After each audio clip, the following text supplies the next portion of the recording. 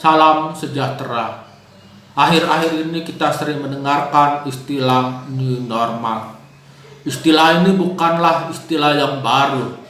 Pada tahun 2008 ketika dunia dilanda krisis ekonomi global, istilah ini muncul sebagai bentuk pemulihan, pembenahan setelah krisis ekonomi berlalu.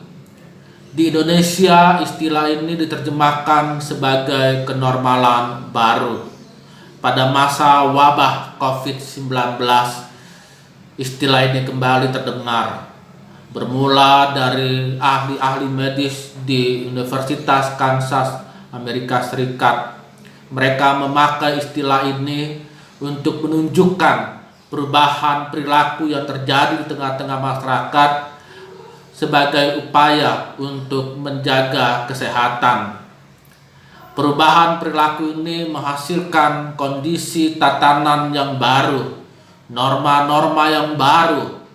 Dampak penyebaran COVID-19 memaksa setiap orang untuk menerapkan aturan-aturan keselamatan, mencuci tangan lebih sering, menyediakan cairan pencuci tangan, mengenakan masker yang menutup mulut dan hidung, menjaga jarak sekurang-kurangnya 1 meter antara orang yang satu dengan orang yang lain, tidak bersentuhan secara fisik.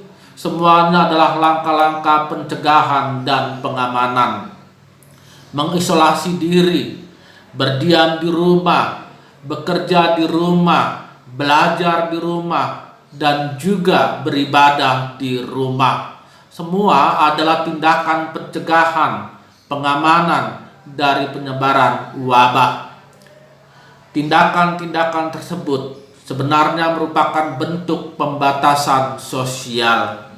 Menjaga jarak bukan lagi sekedar menjadi tindakan pengamanan, tetapi telah berkembang menjadi norma yang baru yang berlaku di tengah-tengah masyarakat.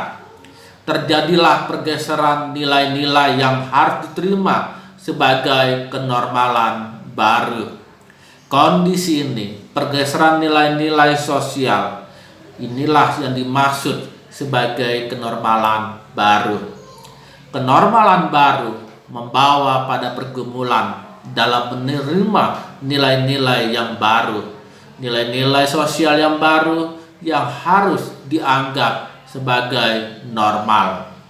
Yang jadi masalah adalah kondisi tatanan norma yang baru ini bertolak belakang dengan tatanan norma yang sebelumnya.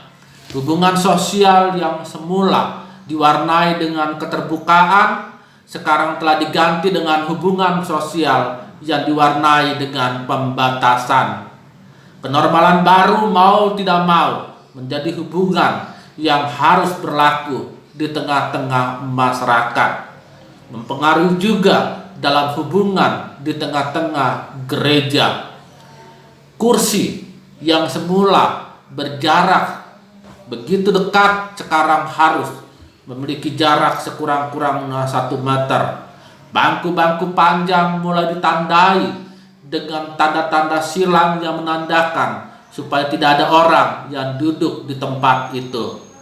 Jabat tangan persekutuan di akhir ibadah dan juga dalam perjumpaan di gereja, jabat tangan salam pastoral tidak lagi wajib dilakukan. Cukup dengan 2 telapak tangan yang menempel atau dengan cara seperti ini. Masker yang menutup mulut menjadi aksesoris yang wajib, sehingga kita tidak lagi bisa melihat orang yang tersenyum, bahkan tertawa, cukup dengan suara saja. Tatanan yang baru ini sedang mengakar di tengah-tengah masyarakat dan juga di dalam gereja.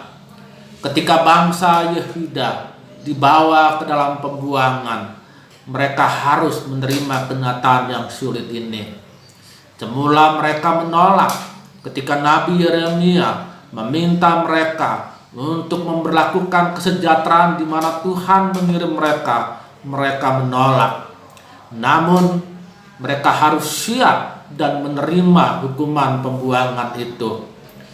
kesiapan untuk menerima pembuangan itu dengan iman dan pengharapan kepada Tuhan muncul di tengah-tengah ratapan mereka. Tak berkesudahan kasih setia Tuhan, tak habis-habisnya rahmat-Nya, selalu baru tiap pagi, besar kesetiaan-Mu. Kenormalan baru ini dalam iman dan pengharapan yang kita miliki di dalam Kristus Yesus menjadi bagian dari pertunjukan kasih setia Tuhan, pertunjukan rahmat Tuhan yang selalu baru setiap hari. Selamat menyambut kenormalan baru. Tuhan memberkati kita semuanya. Amin.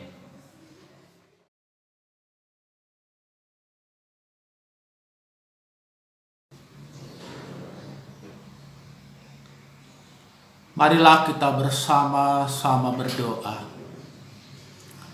Tuhan Allah yang Maha Kasih, sumber segala yang hidup, kami berhimpun pada saat ini dengan mengingat akan seluruh kasih setia-Mu yang besar dalam hidup kami. Ya Tuhan Allah, Bapa yang penuh kasih, kami mau menyambut kenormalan baru ini sebagai bagian dari tugas panggilan pengutusan kami, sebagai bagian dari pelayanan dan kesaksian yang Tuhan percayakan kepada kami. Berilah kepada kami hikmat untuk sungguh-sungguh dapat melaksanakan panggilan pengutusan kami di tengah-tengah kenormalan yang baru ini. Terpujilah nama-Mu ya Tuhan Allah yang Maha Kasih. Di dalam nama Tuhan Yesus Kristus kami berdoa. Amin.